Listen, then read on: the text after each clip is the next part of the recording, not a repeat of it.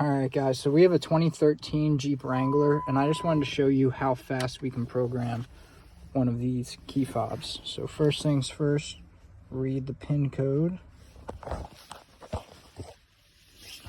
So 9202. Now we're going to put in our new key. Hit program blank key.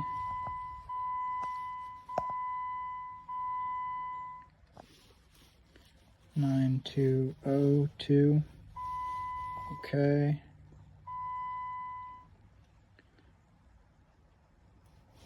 And it's done.